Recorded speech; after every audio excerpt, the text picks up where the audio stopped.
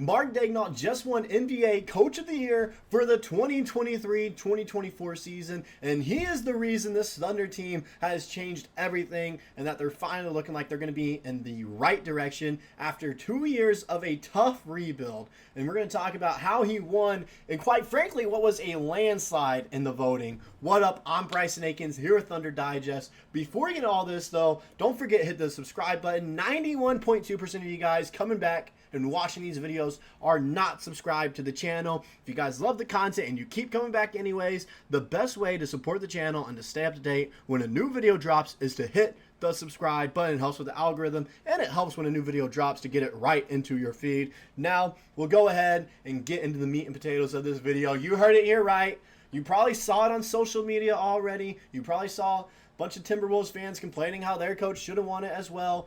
But Mark Daigneault wins NBA Coach of the Year. And quite frankly, it was in a landslide. We'll look at the voting in a minute, but we're going to look at the post that I saw first that the Thunder put out for when he won it. And it was just something light. It was something light here. All they said was Mark Daigneault named 2023-2024 NBA Coach of the Year with a nice little graphic. I got to say, I love the graphic. It's simple, it's clean, it looks nice. Now, I would have loved it if it was him looking up at the Jumbotron, squinting, seeing if he wants to challenge a play or not. I would have loved that personally as the graphic. But hey, I ain't complaining. It's a great graphic. It looks fantastic, and it was the best way to get the news out there. But when we're talking about him right now, he won this voting in an absolute landslide. As we're going to look at that here, we're going to take a minute to look at this. He had 89 first place votes, 89 of the 100. When you get those kind of numbers, you know you're going to win. 9 second place votes and then 1 third place vote. Only one person didn't vote for him to finish top 3, which is kind of absurd when you look at what he did to turn around this team and how the team performed this year and in years prior.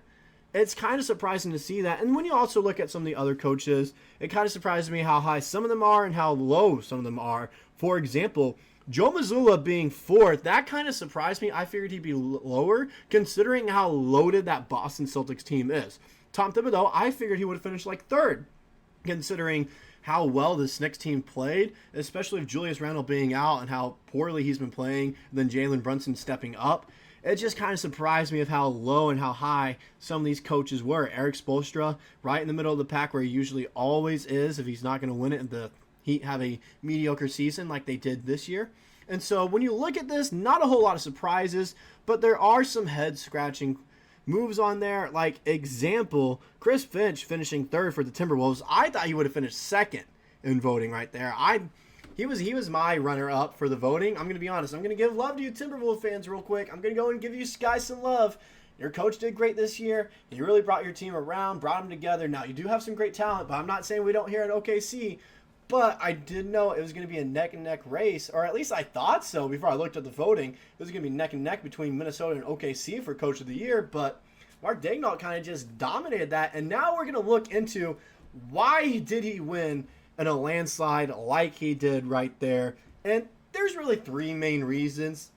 The first one is the jump in record, which we'll start off with. The second one that will go in after that is how the team played this year, how he coached them, and how well he put them in situations to succeed. And then finally, you guys heard me mention it at the beginning of the video, how well he challenged calls this season. So we're going to go ahead and get into it here with the first thing. You look at the record. You look at how the Thunder have progressed. When he first started coaching this team in 2020-2021, they finished with a 22-50 record, a 306 winning percentage, last place in the division, one of the worst teams in the league. And it was one of those things where that's when you knew we were going into a rebuild. And you look at like the offensive rating and defensive rating, 103.5 for offense. That's negative 8.8 below league average. And then 114 for defensive rating. That's 1.7 below league average as well. And so that's kind of tough to look at. And then there was a slight improvement the next year. Not a noticeable improvement, but it is very slight. 24-58. You got that win percentage up just a tad bit more.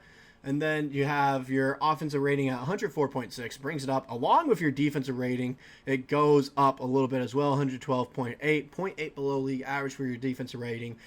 But 2022-2023 season is when you really notice that this team was turning around and Mark Daigneault was the guy for the Thunder. As you can see here, they finished 40-42, 2 games below 500, almost made it to the playoffs, lost in the final game of the play-in against it wasn't the Lakers. I can't remember who we played for the 8th seed matchup. That was a long time ago. But you look at that, like I mentioned, 40-42, and then the ratings improved significantly, just above league average with all that. 115.2 offensive rating right there, 0.4 above the league average, and then 114.2 for defensive rating, negative 0.6 below league average for that. And then this year, of course, the reason he kind of won this was our record this year and where we finished. 57-25 record, 695 winning percentage. That's impressive. First in the division, first in the league.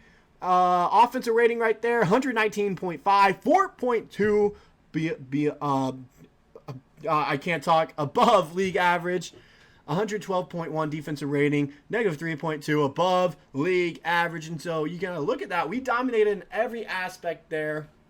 And Mark Daigneault showed significant and steady improvement each and every year he was coaching this team.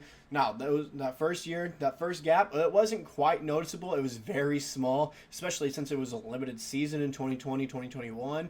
But ever since then, this team has been improving, and you can see he's been developing guys well. Because when you look at the stats here, Mark Daigneault's Thunder this season, top 5 in offensive rating, defensive rating, and net rating.